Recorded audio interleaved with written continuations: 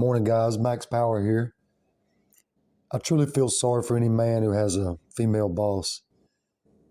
As we talked about before, we are subjugated to women from birth, at home and through the feminine biased government. If this wasn't degrading enough, there's a push to put more women in leadership positions. I found this article that is full of feminist propaganda. It's entitled 7 Leadership Lessons Men Can Learn from Women. Let's get into it. It starts off, although the majority of people at the top of organizations are men, studies show that it's actually women who have what it takes to effectively lead. Well, they're always citing a study, right? And this study shows women are better leaders.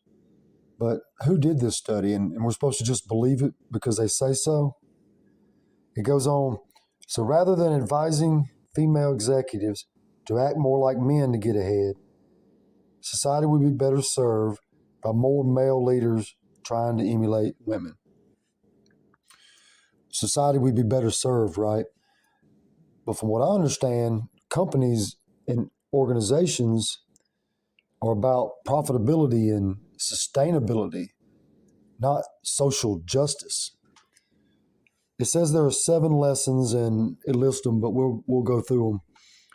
The first one is, don't lean in when you've got nothing to lean in about.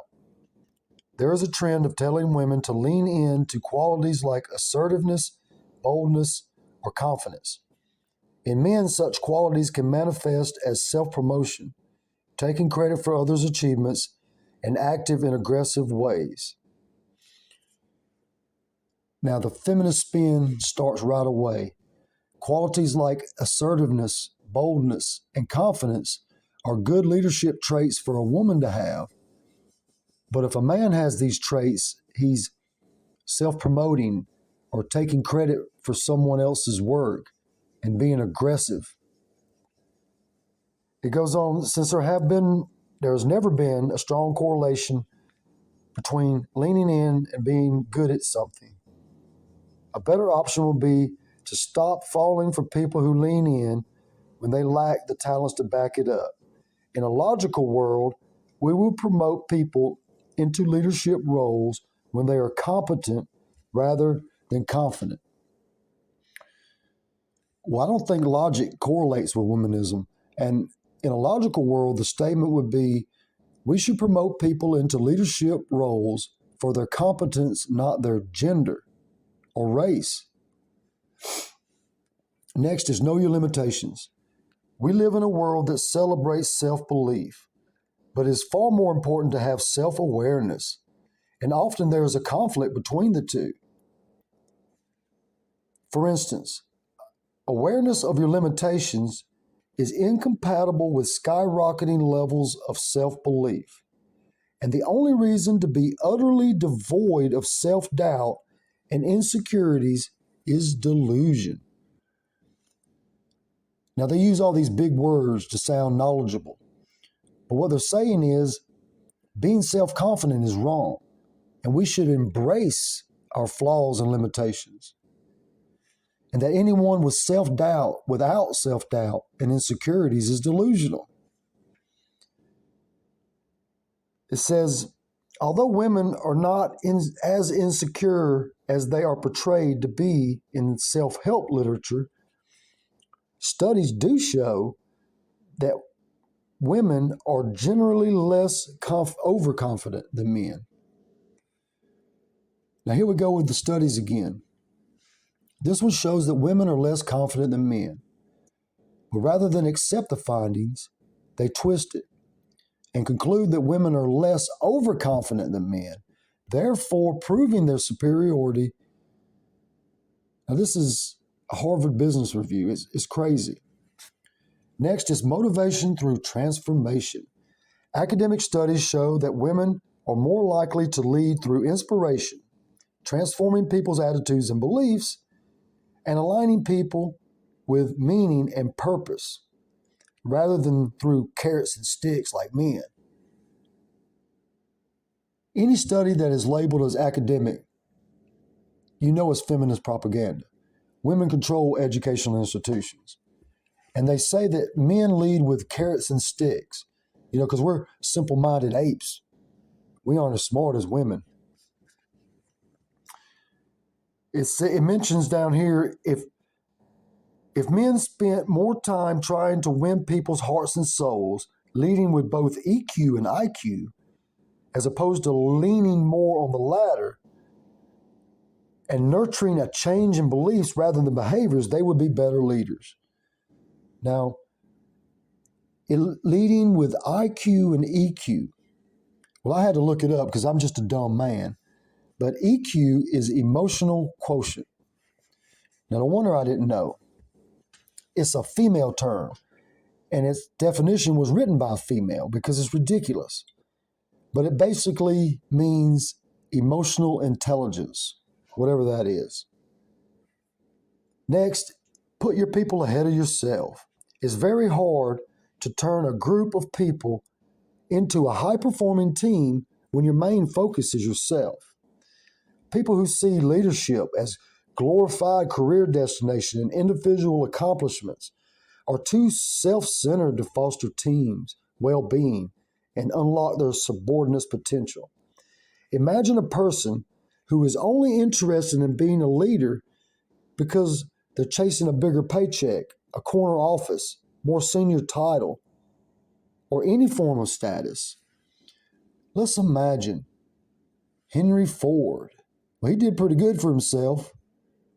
Milton Hershey. He had a very high-performing team. Now down here it says, because men are generally more focused than women, or self-focused than women, they are more likely to lead in a narcissistic and selfish way. If the average male leader wants to improve their performance, they would do well to adopt a less self-centered style of leadership. And these women want to tell Elon Musk to be less narcissistic. Tell Jeff Bezos to stop being self-focused. Let's all listen to these women and be average. Next is don't command, empathize. Throughout history, we have told women that they are too kind and caring to be leaders. But the notion that someone who is not kind and caring can be less effective is at odds with reality. We're not living in medieval times. 20th century leadership demands a leader to establish an emotional connection with their followers. Now, I've been a leader most of my life. I've never called anyone a follower. This sounds like socialism, when you demand leaders develop emotional connections with their followers to be effective. This is not a good idea, I'm telling you. Now it says, arguably the only reason to expect leaders to avoid automation. Indeed, while AI will hijack the technical and hard-skilled elements of leadership, so long as we have humans at work, they will crave validation, appreciation, and empathy that only humans, not machines, can provide. Men can learn a lot about how to do this effectively by watching and emulating women. Now, if you're going to work seeking validation and empathy, then you're there for the wrong reason. They show their appreciation by giving you a paycheck and promotions.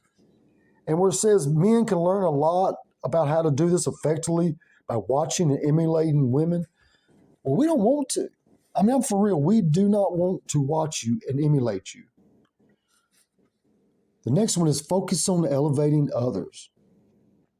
Female leaders have been proven to be more likely to coach, mentor, and develop their direct reports than male leaders.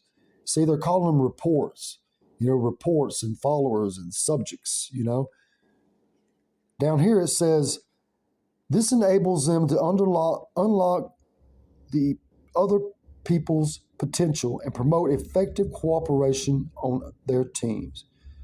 This will gravitate towards leaders who are self-focused and self-centered. The likelihood that such individuals can turn a group of people into a high-performing team is low. Now, I don't know where they get their statistics, but I can't think of one team that was high performance and wasn't headed by a self-centered person.